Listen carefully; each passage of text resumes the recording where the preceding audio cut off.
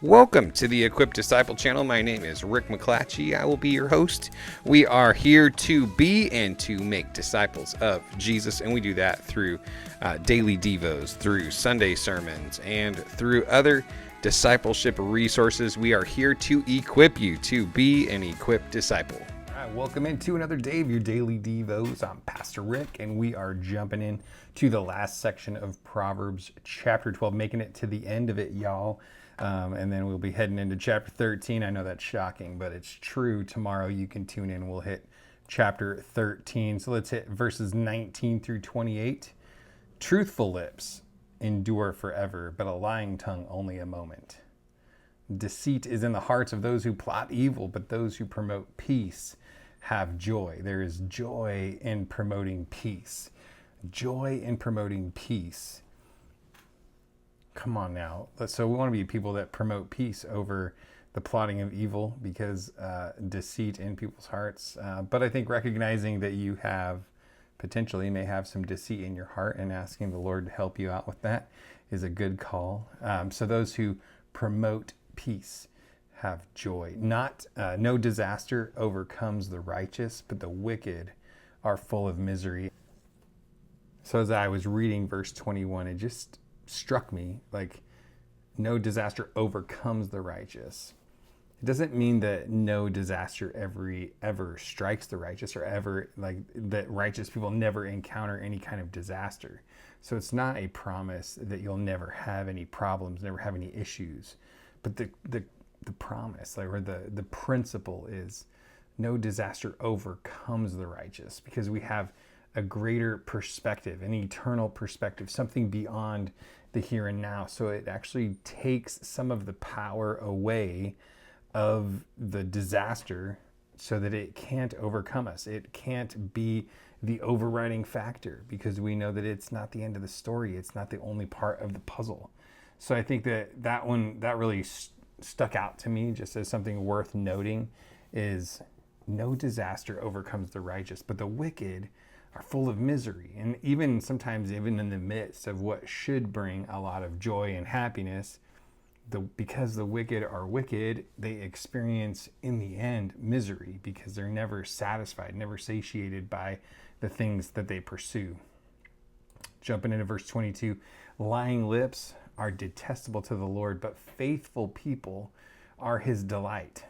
Who wants to delight the Lord today? And who wants to be detestable? Do you want to be detestable to the Lord? Lying lips are detestable to the Lord. I mean, how many times have you been guilty of just telling some kind of a lie, some kind of a story, some kind of a thing that wasn't true? Those things are detestable to the Lord. God is a God of truth, and God is a God of righteousness and holiness. But faithful people are his delight. So just being a faithful person, doing what you say you're going to do, following through on your commitments, being faithful, showing up, brings delight to God's heart. It's so incredible that we have the opportunity to bring delight to God.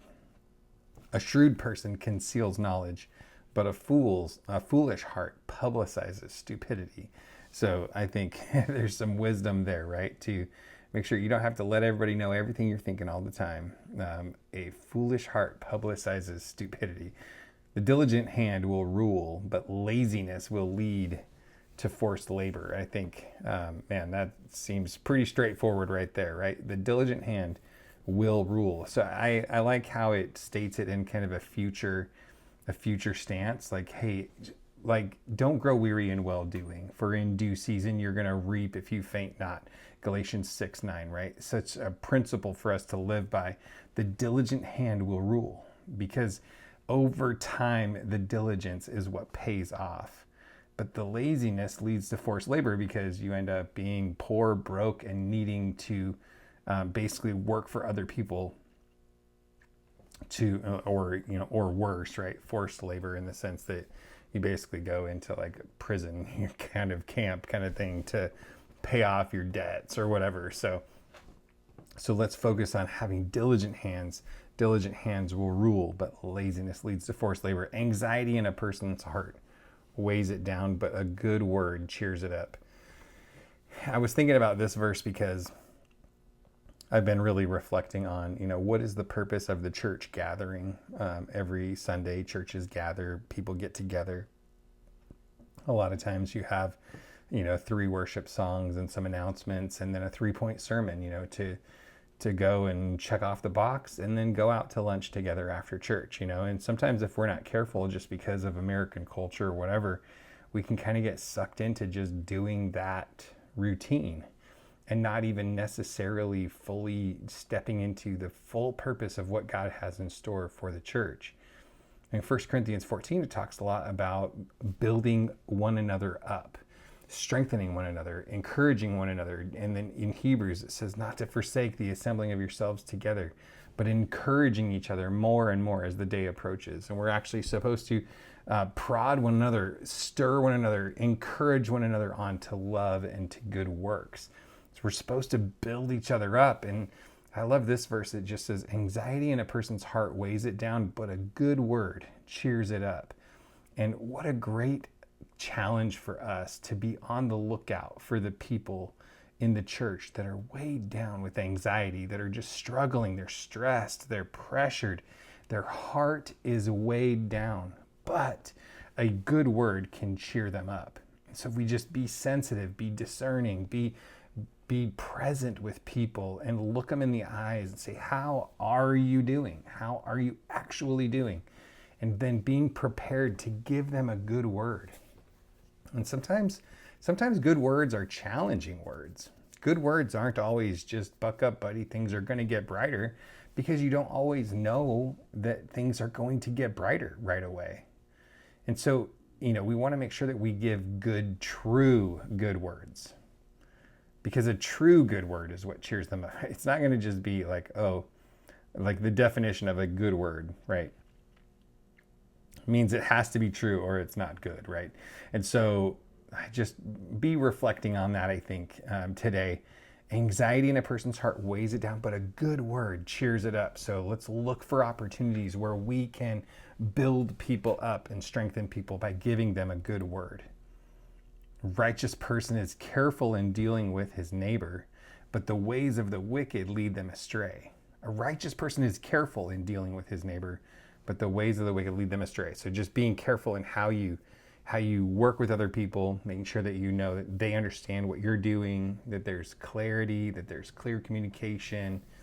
A lazy hunter doesn't roast his game, but to a diligent person, his wealth is precious. So here's where a lazy hunter, like, you went out and you got the game, like you took home some spoils from the hunting trip, and yet you're too lazy to roast the game. Well, then you know what's going to happen. It's going to get eaten by bugs and stuff, right? Like that meat is going to get consumed by something else. It's not just this static thing that will always be there. And so there's a schedule that you need to keep to in order to be able to fully take on the benefit of that work that you did.